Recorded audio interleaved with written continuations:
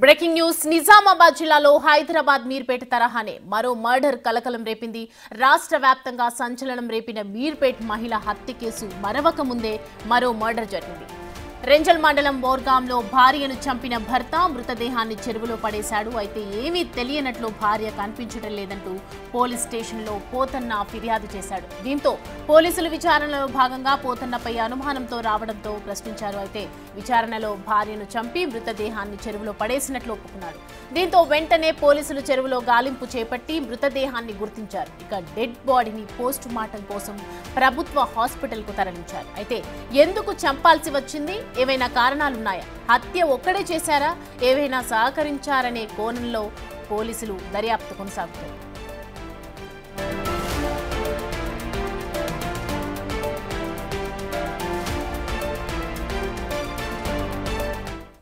ఈ అంశానికి సంబంధించి మరిన్ని అప్డేట్స్ మా ప్రతినిధి రాజేష్ అందిస్తారు.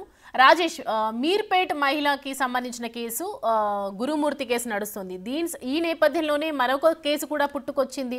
అసలు ఏ విధంగా చూడాలి ఈ మర్డర్స్? భార్యని చంపడం అనేది అసలు దారుణంగా వ్యవహరిస్తున్నారు.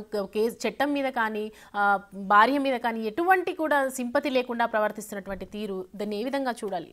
అసలు అప్డేట్స్ ఏంటి? చిన్న చిన్న గొడవల కారణంగానే భార్యాభర్తల మధ్య జరుగుతున్న గొడవలు ఏవైతే అవి హత్యలకు దారితీస్తున్నాయి. ఏదైతే చిన్న విషయాలకే భార్యాభర్తల మధ్య జరిగిన గొడవలతో భార్యను హత్య చేసి చెరువులో పడేయడం, భార్యను హత్య చేసి అతి క్రూరంగా ప్రవహించడం ఏదైతే తెలంగాణ రాష్ట్రంలో ఈ మధ్య చాలా పెద్ద ఎత్తున ఘటనలు చోటు చేసుకుంటే ఇలాంటి ఘటనే మరోసారి నిజామాబాద్ జిల్లాలో చోటు చేసుకుంది. రెంజల్ మండలం బోర్గం గ్రామంలో భార్యను హత్య చేసి చెరువులో పడేసిన ఘటన వెలుగులోకి వచ్చింది. ప్రస్తుతం మనం నిజామాబాద్ జిల్లాకు సంబంధించి మార్చిరి వద్ద ఇదే మార్చిరిలో రెంజల్కు సంబంధించిన ఏదైతే బోర్గం గ్రామంలో జరిగిన ఘటనకు సంబంధించి కట్టుకున్న భార్యను చంపిన భర్త పోతన్న ఎవరుతున్నాడో భార్యను చంపివేశాడు. భార్య స్వర్ణలత 38 సంవత్సరాలు. ఆ భార్య ఇప్పుడు ఏదైతే మృతదేహం ఉందో ఆ మృతదేహం ఇదే పోస్టు మార్చిలో ఉంది. ఇప్పటికే రెంజల్ సంబంధించిన పోలీసులు ఉన్నారు. పోలీసులు కూడా విచారణ చేస్తున్నారు. ఏదైతే మన విజువల్స్ చూడొచ్చు, పోస్ట్ మార్టం వద్ద పోలీసులు తీవ్ర విచారణ చేస్తున్నారని చెప్పుకోవచ్చు. చెరువులో శవం లభ్యం కావడంతో ఈ విషయం బయటకు వచ్చింది. కొద్దిగా అంటే ఏదైతే శవన్ అంటే ఏదైతే భార్యను చెప్పిన తర్వాత ఏమీ తెలియనట్టుగా పోలీస్ స్టేషన్ వచ్చి నా భార్య కనబడటం లేదు అంటూ ఏదైతే ఫిర్యాదు చేయడం జరిగింది. దీంతో ఏదైతే ఏ చెరువులో అయితే భార్య చనిపోయిందో అక్కడ భార్యకు సంబంధించి పూర్తి గజయితగాలతో శవాన్ని బయట తీయడం జరిగింది. బయట తీసిన తర్వాత భర్తపై అనుమానం వచ్చిన తర్వాత పోలీసులు విచారణ చేపట్టారు. భర్తే తన భార్యను చంపినట్టుగా విచారణలో తేలింది. దీనికి సంబంధించి పూర్తిగా ఇప్పటివరకే విచారణ చేస్తున్నారు. ఇంతదేగా నిజామాబాద్ జిల్లా ప్రభుత్వ తరలించారు. కేసు అయితే నమోదు చేసుకుని దర్యాప్తు చేస్తున్నారు. ప్రస్తుతం పోలీసులు అదుపులో భర్త పోతున్నారు. ఒకసారి ఎస్ఎస్ అన్నారు సార్ మాట్లాడి చెప్పచ్చు సార్, ఇట్లా చూడొచ్చు అసలు ఏం జరిగింది రెంజల్లో భార్య? నిన్న ఉదయం మా దగ్గర మిస్సింగ్ కేసు రిపోర్ట్ అయింది. మిస్సింగ్ కేసు రిపోర్ట్ అయిన తర్వాత దానిలో భాగంగా ఇన్వెస్టిగేషన్ లో పొలం నుంచి వెళ్ళిపోయింది అంటే గొడవైన పొలం నుంచి వెళ్ళిపోయింది అనేది ఇన్ఫర్మేషన్ తోని మన దగ్గర చేస్తుంది. దాన్ని సబ్సిక్వెంట్ గా ఇన్వెస్టిగేషన్ చేస్తున్నాం. ఫ్యామిలీ మెంబర్స్ వస్తున్న టైంలో ఆ టైంలో హస్బెండ్ వచ్చి కన్ఫెస్ చేసినాడు. ఇన్వెస్టిగేషన్ చేస్తున్నాం. కంప్లీట్ పూర్తి వివరాలు ఏం రాలేదు. సో ఇన్వెస్టిగేషన్ చేసి ఫైనలైజ్ చేస్తాం. భర్త వచ్చి ఫిర్యాదు చేస్తాడు సార్, భార్య కనబడట్లేదు. భర్త అమ్మాయి తల్లిదండ్రుల ఫ్యామిలీ మెంబర్స్ అందరూ వచ్చినారు. అందరూ వచ్చి కంప్లైంట్ చేసినారు. మార్నింగ్ 7 o'clock మా దగ్గర మిస్సింగ్ కేసు రిజిస్టర్ అయింది. ఆ తర్వాత 3 o'clock వచ్చేసి అరౌండ్ 3-4 ఆ టైంలో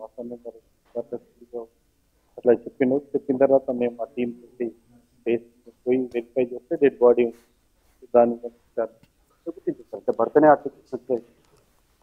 ఆయననే చెప్పింది కదా, భర్తనే చెప్పింది కదా, ఆయననే చెప్పింది. ఆయన చెప్పిన దగ్గర బాడీ టీమ్ రికర్షన్స్ ఫైనలైజ్ చేస్తుంది. ఏదైతే భర్తనే చంపిన తర్వాత ఏమి తెలియనట్టుగా వచ్చి ఎవరైతే స్వర్ణలత ఎవరైతే వాళ్ళ పేరెంట్స్ తో పాటు భర్త వచ్చి ఫిర్యాదు చేశాడు. ఫిర్యాదు చేసిన తర్వాత ఏమీ తెలియనట్టుగా నా భార్య కనబడటం లేదంటూ పొలం నుంచి వెళ్ళిపోయినట్టు చెప్పాడు. కానీ తర్వాత ఏదైతే భార్య మృతదేహం బయటకు వచ్చిన తర్వాత పోలీసులకు వచ్చిన అనుమానం ప్రకారం విచారణ చేపట్టారు. అప్పుడు ఎవరైతే పోతన్ననే హత్య చేసినట్టుగా పోలీసుల విచారణ తేలింది. కేసు అయితే నమోదు చేసుకుని దర్యాప్తున్నారు. ఇలాంటి చిన్న చిన్న గొడవలకు సంబంధించి ఏదైతే ఇందులో ముఖ్యంగా వివాహేతర సంబంధం ఉన్నప్పుడు పోలీసులు అనుమానిస్తున్నారు. కానీ అది ఎంతవరకు నిజం అనేది తెలియదు. ఏదైతే భార్యను చంపిన తర్వాత భర్త కనబడటం లేదు వచ్చి ఫిర్యాదు చేయడంతో ఒక్కసారిగా ఈ విషయం అంతా కూడా ఒకసారి కలకలం తెచ్చింది.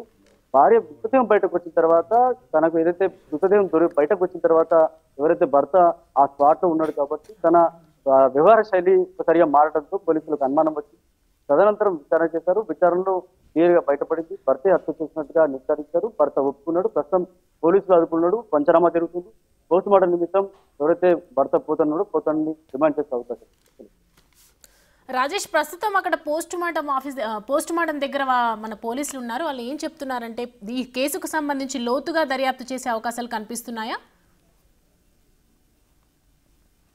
అంటే మీరు అన్నట్లు అంతే. అంటే ఏదైతే ఎప్పుడైతే గొడవలకు సంబంధించా లేకపోతే వాళ్ళిద్దరి మధ్య చాలా కాలంగా జరుగుతున్న గొడవలు కావచ్చు, లేకపోతే వివాహితల సంబంధం కావచ్చు, లేకపోతే ఇంకే కారణాలనే కావచ్చు, కానీ ఎప్పుడైతే చిన్నపాటి గొడవలకి ఏదైతే భార్యను హతమార్చి ఏమీ తెలియనట్టుగా మళ్ళీ పోలీస్ స్టేషన్ వెళ్ళి ఫిర్యాదు చేసి నా భార్య స్వర్ణలత కనబడతలేదు, గత ఉదయం నుంచి కూడా కనబడతలేదు అని చెప్పి వాళ్ళ ఎవరైతే స్వర్ణలత పేరెంట్స్ ఉన్నారో పేరెంట్స్ ని ఒప్పించి నమ్మించి వాళ్ళని తీసుకెళ్లి అక్కడ పోలీస్ స్టేషన్ లో ఫిర్యాదు చేసిన తర్వాత ఇక్కడైతే బోర్గెం చెరువు అంటే రెంజల్ సంబంధించిన బోర్గెం చెరువులో అక్కడ వెళ్ళి గజయితాలతో పోలీసులు అక్కడికి వెళ్ళి వెతులాట మొదలు పెట్టిన తర్వాత భార్య మృతదేహం ఎప్పుడైతే బయటకు వచ్చిందో ఎవరైతే భర్త పోతున్న వ్యవహార శైలిలో కొద్దిగా మార్పులు కనబడడంతో పోలీసులకు అనుమానం వచ్చింది. అప్పటికే ఏమీ తెలియని ఎవరైతే స్వర్ణలత పేరెంట్స్ ఉన్నారో వాళ్ళకు కూడా ఇలాంటి విషయాలు ఏం తెలియదు. అప్పటికే హత్య చేసిన విషయం తెలియదు. ఎప్పుడైతే విచారణలో ఎవరైతే భర్త పోతున్న వ్యవహార శైలిలో మార్పులు రావడంతో పోలీసులు అనుమానం వచ్చింది. విచారణ చేపట్టారు.